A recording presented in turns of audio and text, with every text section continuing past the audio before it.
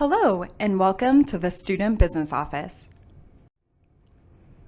We are located in Old Main 110.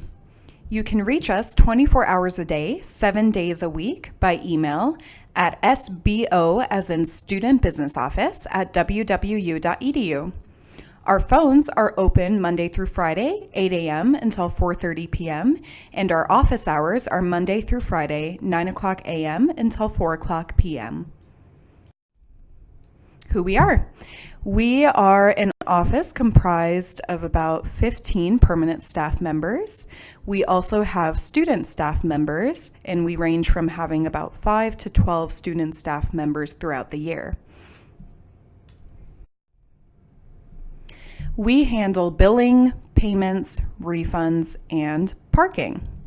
So if you have any questions about your Western account online or how to pay your tuition or anything that has to do with parking, you can come to our office. The Western account online is going to be your best friend throughout your time here at Western as far as paying tuition and fees. So how to manage your Western account online. Every student has a Western account online. It's accessible through Web4U. What's included on there is tuition, housing, bookstore, and other miscellaneous charges such as medical service charges, Western ID card charges, late fees, interest charges, etc. Registration is linked to your account, so as soon as you register for your classes, it will instantaneously post to your Western account online. Here is also where you make any payments on your account. You can pay online, which is definitely the best option. You can use an e-check or a credit or debit card, though we do recommend using an e-check to avoid a 2.75% convenience fee. You can also pay in person by cash, check, or debit card. We do not accept credit card in office. You can also mail us a check, if you know what that is still, a money order, or use bill pay through your bank. We consider the Western account online to be the student's responsibility. We understand that there could be different payers on the account, but ultimately it is up to the student to make sure that their Western account is up to date and that they are staying on top of all charges on their account. So a couple of ways to keep on top of that: pay by the first day of each quarter. So every single quarter, your tuition and fees, housing, meal plan, most of those charges on your account are going to be due by the first day. You will also be able to monitor your account on your Western account online. Make sure that you haven't added any other classes or added any miscellaneous fees onto your account. And you'll be able to review online statements as well. What's not included are library fees and fines and parking fees and fines. For example, if you have an overdue library book, you will need to sort that out with the library. And if you ever receive a citation, we will still be able to take a payment for you in office, but it's not going to post to your Western account online. Late fees and interest. If you do not have your account paid off in full by the 15th of the month after the quarter begins, you will be assessed a $40 late fee and a 1% interest charge. Late fees cannot be waived. We get a couple of calls each quarter with people asking if we will waive their late fees. We do not ever waive late fees unless it is due to university error or a mistake that our office has made, but our office never makes mistakes.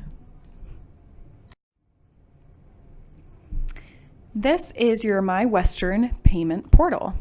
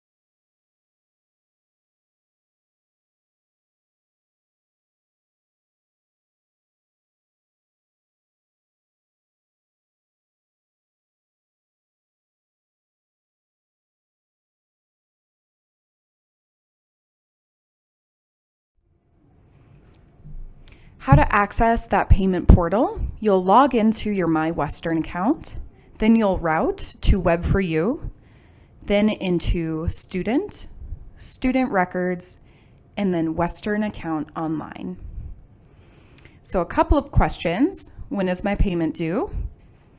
Give you a second to think about it. If you remember from the last slide, it is due on the first day of classes each quarter. How can I give my payer access to my Western account online? So we'll talk a bit about payer invitations. We understand again that most students may have a parent, a grandparent, a rich uncle, somebody that's going to be making a payment onto their Western account online each quarter. If you do have somebody that will be doing that for you, you can add them as a payer on your Western account online. You'll simply want to follow the directions I just gave above to get into your Western account online, and then click on your name and select Send Payer Invitation. This will give anyone that you authorize access to your Western account online to be able to make payments, view your statements, and view your tax forms.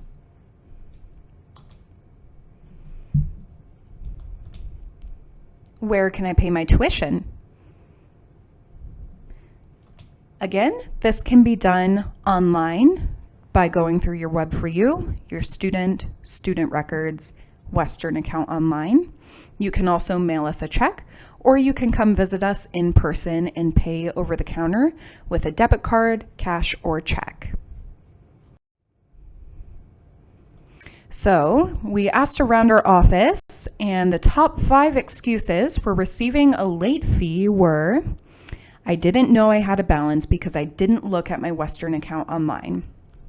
This is not a valid excuse because we do ask all students to be on top of their Western account online and be responsible for any balances or charges that they have added. I didn't tell my payer that I changed my registration or meal plan after the first day of the quarter. Again, we understand that a lot of people may have a payer on their account who is helping them out with any expenses. However, it is ultimately the student's responsibility to make sure that everything on their account is all paid off. So if you are changing a class or changing your registration, or if you add or take away from your meal plan, you need to make sure that everyone who is responsible for paying on your account is aware that you've made a change. I have FAFSA and they pay for everything. This is a very common excuse that we hear when it comes to late fees. So financial aid will apply towards most of the charges on your account, but there are a couple of instances where it may not. For example, if you have outstanding requirements with the financial aid office, you will need to get those completed and processed before your financial aid will be able to apply on your account. Also, if you don't have the authorization to apply financial aid funds form filled out, which we will touch on in a minute here, your financial aid cannot pay for miscellaneous charges such as bookstore charges or Western ID card charges or medical service charges. So you always want to be checking your Western account online to make sure that you have everything paid off. I thought I had 30 days to pay my bill. Again, all institutional charges are due on the first day of classes. This includes tuition, fees, housing, meal plan. Again, if you are adding a class later into the quarter, it is considered due immediately since tuition and fees were due on the first day of classes. I didn't receive an invoice. This is an important distinction. We do not send out bills. We send out statements.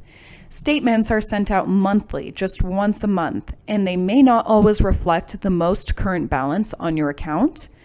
They are good to look at how your charges are broken down and to get an itemized list of each of those charges. However, they're not always going to reflect the most current balance. You always can find that balance just by looking on the main homepage of your Western account online. So many students, we've heard, do not use checks anymore. However, e-check is a fantastic option for making a payment.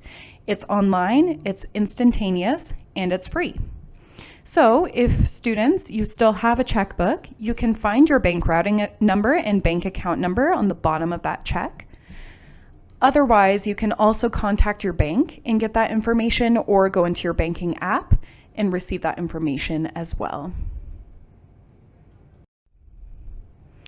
Again, our payment options are online by e-check, which we just covered. You can pay with a credit or debit card. There is, though, a 2.75% convenience fee, which can add on quite a big balance if you are paying some of your larger balances like your tuition or your housing and meal plan. Again, you can also pay in person by cash, check, money order, cashier's check, or debit card. You can also mail us a check, a money order, or a bill pay, but make sure that you are sending us that check before the first day of the classes, because we will consider it on the account once we receive the check, not based off of when you sent it. Some additional notes: if you have a GET account or a 529 plan, please allow 14 days for processing when you order that. So if you are planning to use one of those two options, you would want to order about 2 weeks before the first day of classes. Also, financial aid pays directly to the Western account online. As I was talking about a little bit earlier, you will need to complete the authorization to apply financial aid funds form. And this form allows your financial aid, again, to cover miscellaneous charges on your account that it wouldn't otherwise cover. So this is an example of the authorization to apply financial aid funds form. You can find this form on our website, which is at www.edu/SBO.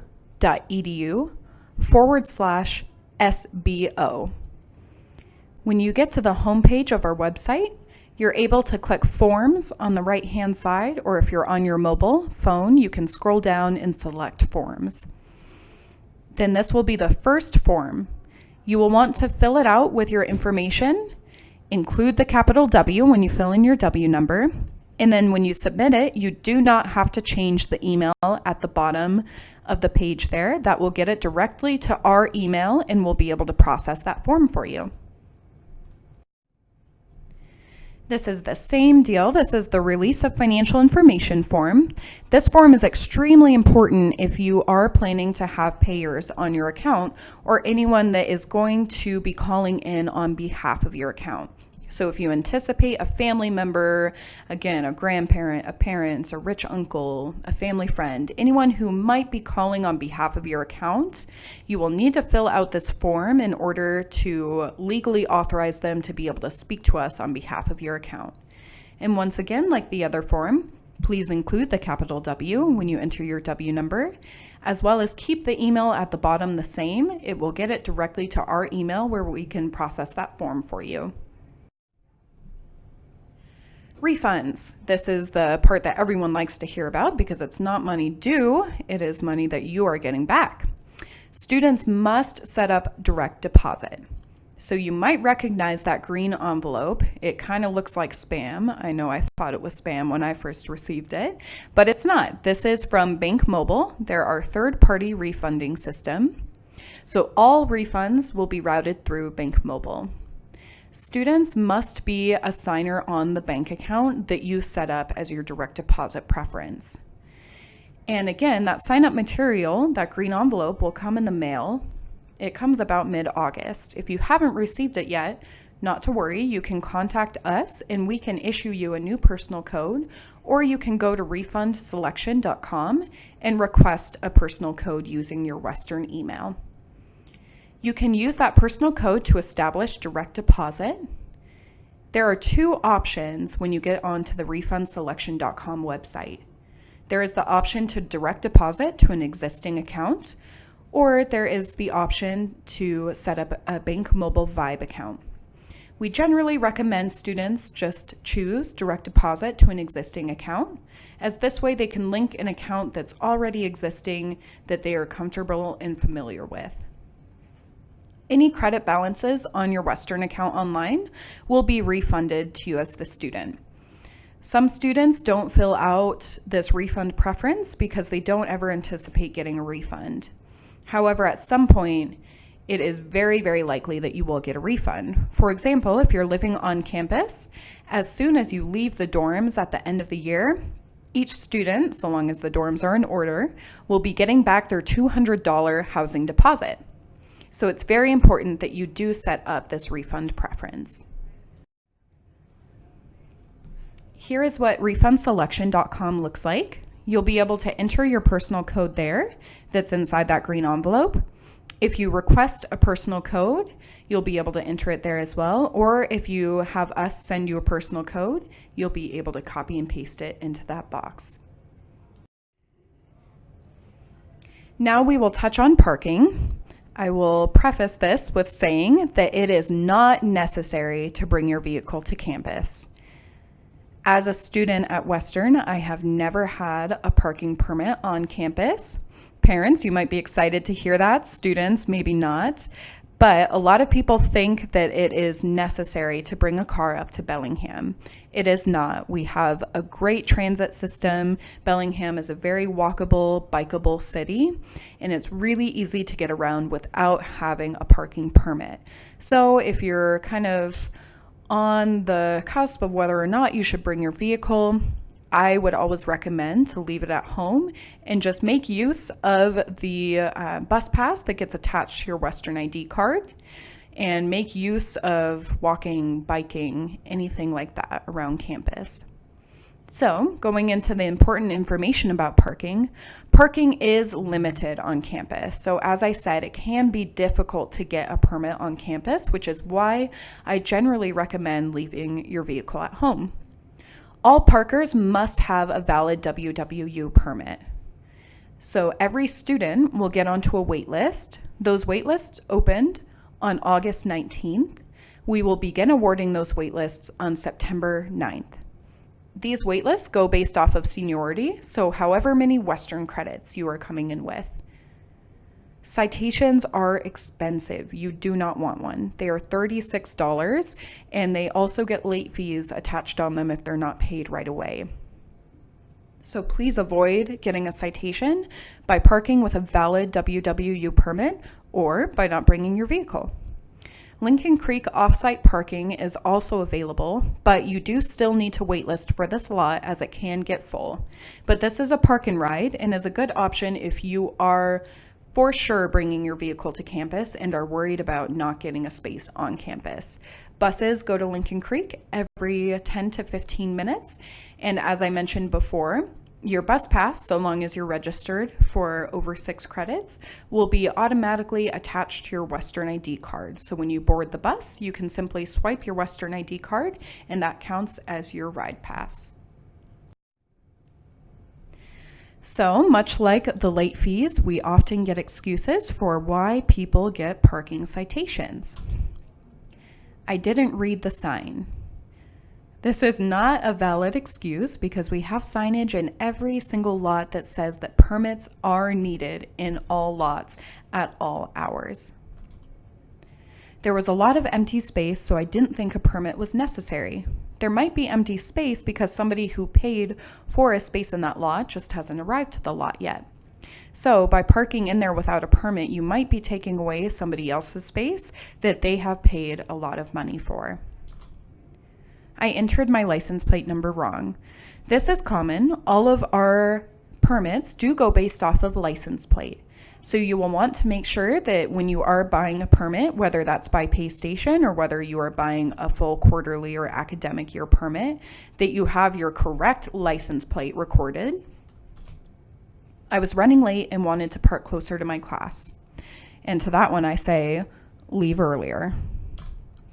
I wasn't going to be parked for the entire hour and didn't want to pay for the time I wouldn't use.